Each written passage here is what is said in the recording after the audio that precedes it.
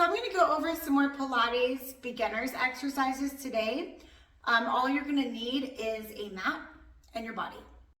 So one of the first exercises I'd like to go over today is the bridge. In Pilates, we have two bridges. The first bridge is called a shoulder bridge. The second one is called articulation bridge. Just a side note, if you have osteoporosis, scoliosis, really any condition that ends in OSIS of the spine, or if you have a herniated or bulging disc, you want to stick with more of a shoulder bridge all the time as opposed to articulation. One of the reasons is you just don't want a heavy roundness in the spine, and we don't want to manipulate the spine too much if you have anything going on with it at all. Okay, but we are first going to go over hinge or shoulder bridge. Okay, so to begin this exercise, I want my feet flat. I want my tailbone heavy and my shoulder blades heavy. I want an imaginary orange under my chin. I'm going to connect to my palms, triceps, and then the sides of my back, my lats. Opening up my chest. When I connect to my lats, it widens my collarbone. Always imagine your collarbone is open wide when you're doing your exercises. Taking a deep breath, I'm going to start simple. Just curl your pubic bone toward the ribs and let it go. Curl, let it go. So right through here, I curl, let it go. Curl, let it go. If you can kind of see, when I do that curl, right through here, I feel a flatness in my back. And then when I release, I feel a heaviness just in the tailbone. So when you curl through that pubic bone, imagine you're flattening your back completely flat into the mat, and then let it go. A cue that I've heard a few times from various Pilates instructors, pretend you have a blueberry under your tailbone. You're going to curl and squish the blueberry, and then you're going to release the blueberry, lift off of it. Okay, so squishing and peeling off the imaginary blueberry, if that helps you. Now I'm going to hold that pelvic curl. I'm going to lift straight up in the air, engaging hamstrings and glutes, and I'm going to lower right back down and go to a neutral spine. Curl, lifted, squeezed, lower down, release. So when you guys come up into your bridge, I curl and lift. I want my tailbone and shoulder blades to realign in a neutral position. So what you should experience here, I feel like my shoulder blades and tailbone are aligned. I don't feel like my hip bones are up above my ribs. They feel stable. I feel length in my quads, and I feel activation here in my hamstrings, glutes, and even my feet. All the while, wide collarbone connected to your triceps, palms, and lats behind you as well, and lower down. Get a few of these in, get a feel for it. Something you want to watch out for is your foot and knee position. We all have unique bodies. Some of our hips turn inward while some of us turn out. Others parallel. You want to be parallel in this exercise. If you have like a fit ball or anything, fit ball, I don't know where mine is, but it's like a little ball. It can go right between your knees. You could even put a pillow between the knees, just as a reminder in the beginning that you want your knees to align to your hip bones.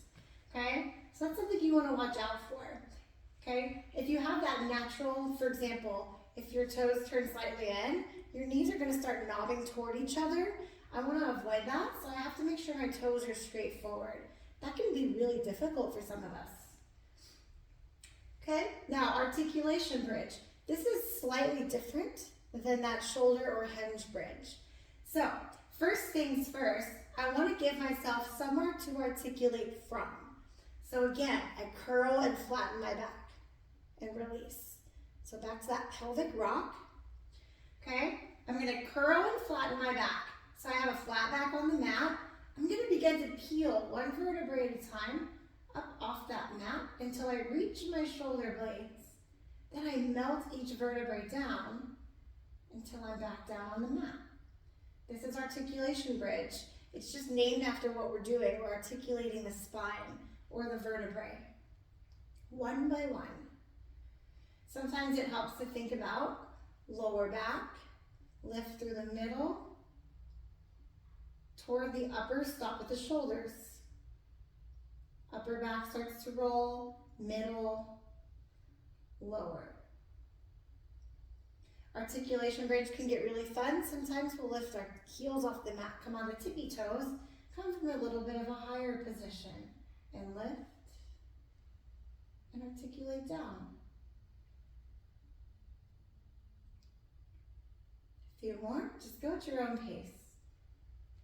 If you're still tagging along, you're doing a great job. Sometimes it gets really difficult going through these two. One more. And those are your two bridges. So again, I have shoulder bridge, where it's just more of a straight lift and lower.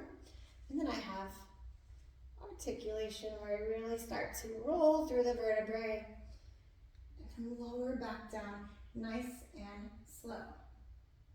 Okay, that is the first exercise I wanted to go over. Planking is your second. I chose these two together because they're two of the most stabilizing exercises we can do. So for planking, I'm actually gonna come up instead. I'm gonna set you guys up here in a 4-point kneeling position. Okay, that's a fancy way of saying knees and palms. Okay, to get into a plank, you first need to have a proper connection to your core. So pretend somebody's holding a candle underneath your belly button. You want to pull your belly button away from the flame, okay? If that makes sense to you. So instead of letting my belly drop, I pull it up and in, okay? From there, if you're comfortable with working on planking, I'm gonna keep my hands where they are. Just simply step your toes back behind you. And here's your plank, okay? Really, it's not the setup that's so hard, it's staying in it, okay? And keeping or maintaining proper form. In your plank, your shoulder blades, your blades are slightly separated. You're not dipping your back like this. This is bad. You want to come into that nice neutral. This is nice when we're doing it in swan dive, but we're not right now. We're looking for a neutral spine, so don't dip that low back. Another thing to focus on is pressing through your heels as well, creating length, and breathe. Okay, so I don't want my knees bending, nor do I want my feet kind of just hanging. I want them active. Good. Let's get a few more seconds here. And bring it in. Honestly, that's really what I wanted to go over with you guys in planking. The biggest thing that I see when I'm teaching is a dip to lower back in the beginning. Totally normal, it happens all the time. It's just something that you want to really focus on. You should get to where you can feel it when it's happening. You'll start to feel pressure in your lower back. Try just pressing away a little bit and lengthening, kind of lifting through your pelvis, pulling the belly in. That usually will fix that dip to lower back. And that is it. I hope you guys learned something, and practice, practice, practice.